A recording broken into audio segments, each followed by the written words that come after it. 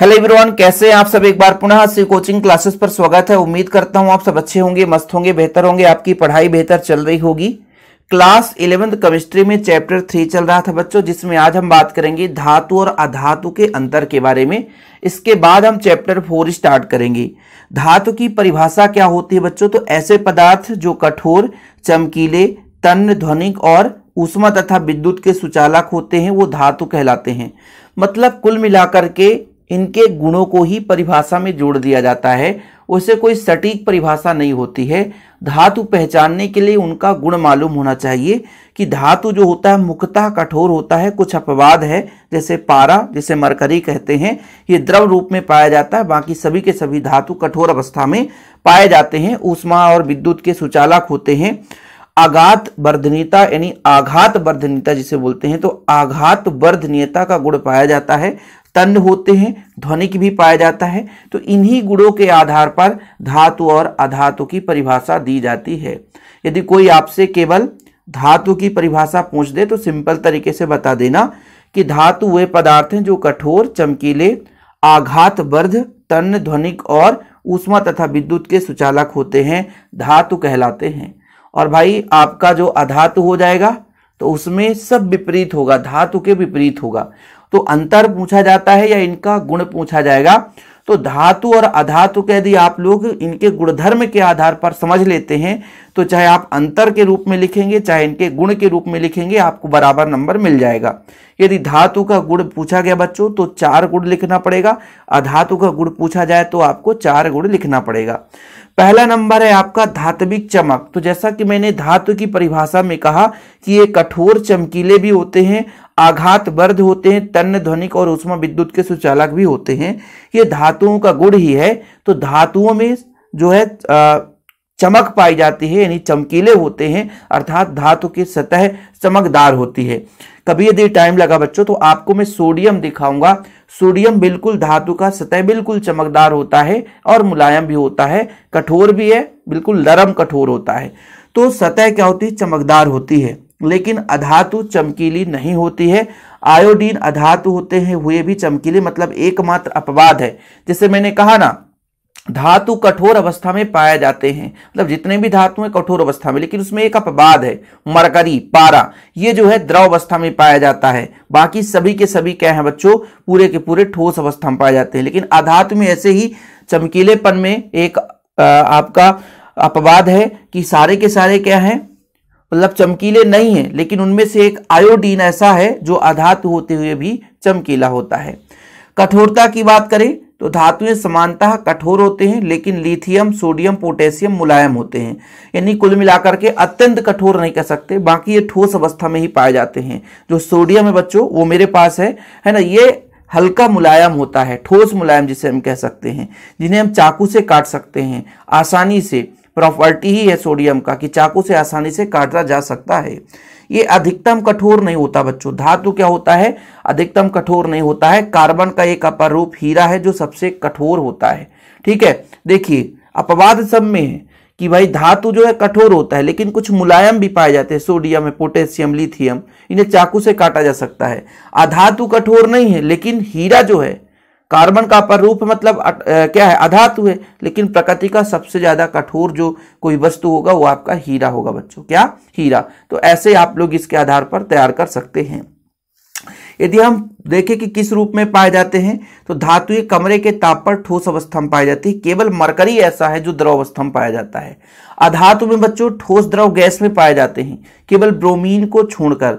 Bromine जो होता है तरल रूप में पाया जाता है। तो ऐसा क्वेश्चन कभी कभी ऑब्जेक्टिव में पूछ देता है कि तरल अधातु का नाम बताओ, द्रव अधातु का नाम बताओ, तो ब्रोमीन हो जाएगा। द्रव धातु का नाम बताओ तो मरकरी, पारा हो जाएगा। ठीक है, प्रकृति का सबसे कठोर पदार्थ क्या है? वो हीरा हो जाएगा बच्चों। आघात वर्धनीयता का मतलब क्या होता है बच्चों? कि जैसे मान लीजिए किसी को पीट दिया जाए तो समतल चादर के रूप में बन जाए, है ना। तो धातुओं में ये आघात वर्धनीयता का गुण पाया जाता है। यदि पीटा जाए तो चादर के रूप में परिवर्तित हो जाते हैं, लेकिन अधातुओं में आघात वर्धनीयता का गुण नहीं पाया जाता है। यदि पीटोगे तो वो टूट जाता है बच्चों। तन्यता, तन्यता का मतलब खींच दे तो लंबी उसकी रस्सी बन जाए। जैसे सोना धातु है, खींच करके बहुत लंबी रस्सी उसकी बनाई जा सकती है। सबसे पतली रस्सी हम सोने का ही बना सकते हैं बच्चों।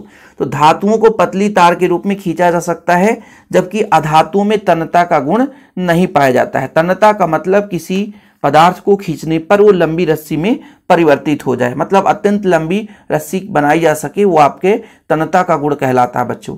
लेकिन अधातुओं में, अधातु की जब बात करते हैं तो उनमें तन्यता का गुण नहीं पाया जाता।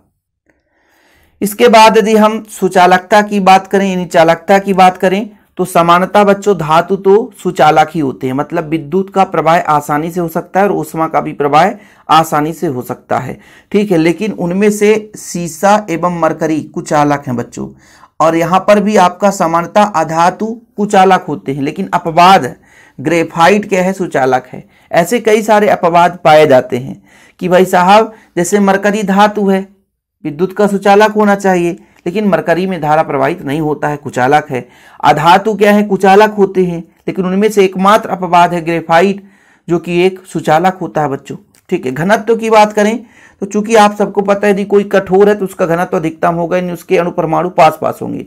तो घनत्व समानता अधिक घनत्व उच्च गलनांक क्वथनांक रखते हैं। सोडियम एवं पोटेशियम का घनत्व तथा गलनांक थोड़ा सा कम होता है। जो नरम मतलब एक प्रकार से मुलायम है उनका गलनांक और घनत्व थोड़ा सा कम होगा, लेकिन जैसे जो अत्यधिक कठोर है वो बच्चों उसका गलनांक क्वथनांक कुछ होगा। अब समानता सभी की तो मैं बात नहीं करता हूं, लेकिन समानता जो अधातुएं होते हैं वो आपके बच्चों नरम ही होते हैं, उतना ज्यादा कठोरता नहीं पाया जाता, इसलिए इनका गलनांक क्वथनांक कम होता है। अभी हीरा को छोड़कर, हीरा तो भाई सबसे ज्यादा कठोर है तो उसका गलनांक क्वथनांक बहुत ही ज्यादा होगा। ध्वनिक का मतलब ये है कि यदि वो किसी सतह से टकरा जाए तो उससे आवाज पैदा हो जाए। तो धातु होता है बच्चों, जैसे ये धातु है, ये धातु है, इसको हम किसी सतह से टकराते हैं तो ये ध्वनि उत्पन्न करता है। लेकिन इस तरीके से ध्वनि आपको समझ नहीं आएगा, लेकिन कहीं भी चद्दर उद्दर हो आपके पास और चद्दर में आप ठोक दें, है ना, जैसे आप लोग देखते हैं कि मंदिर में घंटी बनाई जाती है, वो धातु का ही है, कितना ज्यादा ध्वनि उत्पन्न करता है, ठीक है। ऐसे आप लोग कई सारे उपकरण देख सकते हो कि नॉर्मल टकराने से, जैसे आपके साइकिल में जो एक प्रकार से बच्चों छोटी सी चाबी लगी रहती है हॉर्न बजाने के लिए और बिना इलेक्ट्रिक का ही चलता रहता है, तो उसमें आप देखोगे तो वो धातु का ही बना रहता है और उसको बजाने पर तेजी से आवाज देता है। तो ऐसे है कि किसी सतह से टकराता है तो तेजी से ध्वनि देता है बच्चों। तो धातुओं में पाया जाता है लेकिन अधातुओं में नहीं।